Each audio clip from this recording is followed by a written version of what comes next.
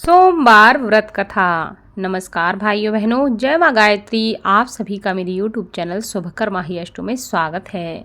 आज सोमवार के दिन सुनेंगे सोमवार व्रत कथा।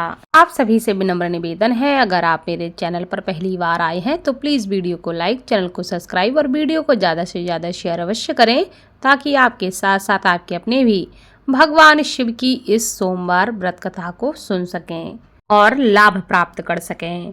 आपके साथ आपके घर परिवार पर भगवान शिव की कृपा बनी रहे। सोमवार का दिन भगवान शंकर को समर्पित है।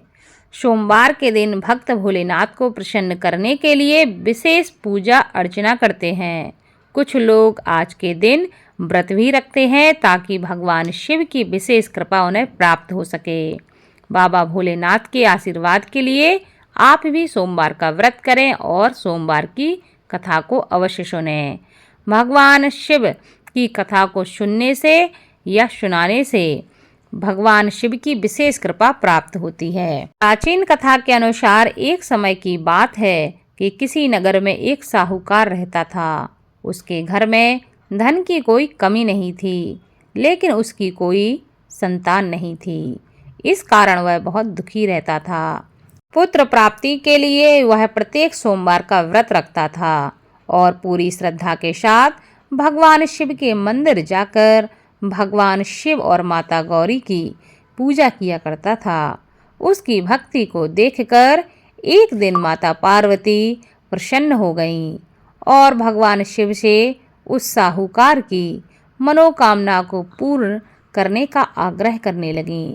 पार्वती जी की इच्छा सुनकर भगवान शिव कहने लगे कि हे पार्वती, इस संसार में हर प्राणी को उसके कर्मों का फल मिलता है और जिसके भाग्य में जो होता है उसे वही भोगना पड़ता है। लेकिन पार्वती जी ने साहूकार की भक्ति का मान रखने के लिए और उसकी मनोकामना पूर्ण करने की इच्छा जताई। माता पार्वती के आग्रह पर भगवान शिव ने साहूकार को पुत्र प्राप्ति का वरदान दे दिया, लेकिन साथ ही यह भी कहा कि उसके बालक की आयु केवल 12 वर्ष होगी। माता पार्वती और भगवान शिव की बातचीत वह साहूकार सुन रहा था। उसे ना तो इस बात की बहुत खुशी थी और ना ही बहुत दुख। वह पहले की भांति भगवान शिव की पूजा करता रहा। कुछ समय के बाद साहूकार के घर एक पुत्र का जन्म हुआ। वह बालक 11 वर्ष का हुआ तो उसे पढ़ने के लिए उसके माता पिता ने काशी भेज दिया। साहूकार ने पुत्र के मामा को बुलाकर उसे बहुत सारा धन दिया और कहा कि तुम इस बालक को काशी विद्या प्राप्ति के लिए ले जाओ और मार्ग में यज्ञ कराना। जहाँ भी यज्ञ कराओ वहाँ ब्राह्मणों को भोजन कराते जाना और दक्षिणा देते हुए ही जाना। दोनों मामा भांजे इसी तरह यज्ञ कराते और ब्राह्मणों को दान दक्षिणा देते काशी की ओर चल पड़े।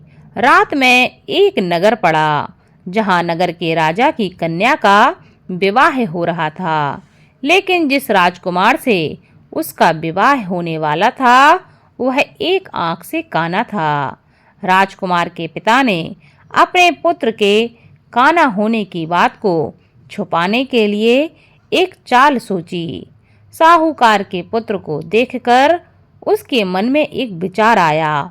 उसने सोचा, क्यों ना इस लड़के को दूल्हा बनाकर राजकुमारी से विवाह करा दूं। विवाह के बाद इसको धन देकर मैं विदा कर दूंगा और राजकुमारी को अपने नगर ले जाऊंगा। लड़के को दूल्हे के वस्त्र पहनाकर राजकुमारी से विवाह कराने के लिए उसने उसके मामा से प्रस्ताव रखा। उसका मामा लालच में आकर तैयार हो गया और उसने अपने भांजे को लड़के की जगह दूल्हा बनाकर वस्त्र पहनाकर राजकुमारी से विवाह करा दिया। लेकिन साहूकार का पुत्र बहुत ही ईमानदार था। उसे इस बात का जब पता चला तो न्याय संगत उसने सोचा कि यह छल होगा, इसलिए उसने अवसर पाते ही राजकुमारी को चुन्नी के पल्ले पर लिखा कि तुम्हारा विवाह तो मेरे साथ हुआ है, लेकिन जिस राजकुमार के संग तुम्हें भेजा जाएगा वह एक आंख से काना है। मैं तो काशी में पढ़ने जा रहा हूँ। जब राजकुमारी ने चुनरी पर लिखी बातें पढ़ी तो उसने अपने माता पिता को यह सच्चाई बताई। राजा ने अपनी पुत्री को विदा नहीं किया, जिससे बारात वापस लौट गई। दूसरी ओर साहूकार का लड़का और उसका मामा काशी पहुँचे और वहां जाकर उन्होंने यज्ञ किया।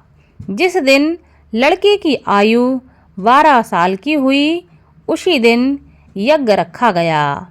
लड़के ने अपने मामा से कहा कि मेरी तबीयत कुछ ठीक नहीं लग रही। मामा ने कहा कि तुम अंदर जाकर सो जाओ। भगवान शिव के वरदानुसार कुछ ही देर में उस बालक के प्राण निकल गए। मृत भांजे को देखकर उसके मामा ने विलाप करना शुरू कर दिया। संयोगवश उसी समय भगवान शिव और माता पार्वती उधर से जा रहे थे। पार्वती जी ने भगवान शिव से कहा कि हे स्वामी, मुझे इसके रोने के स्वर सहन नहीं हो रहा है। आप इस व्यक्ति के कष्ट को दूर कर दीजिए। जब भगवान शिव मृत बालक के समीप पहुँचे तो वह बोले कि यह उसी साहूकार का पुत्र है जिसे मैंने 12 वर्ष की आयु का वरदान दिया था।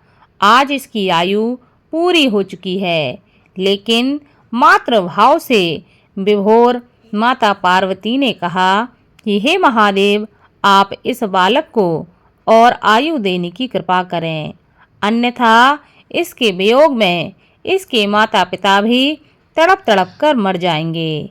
माता पार्वती के आग्रह पर भगवान शिव ने उस लड़के को जीवित होने का वरदान दिया।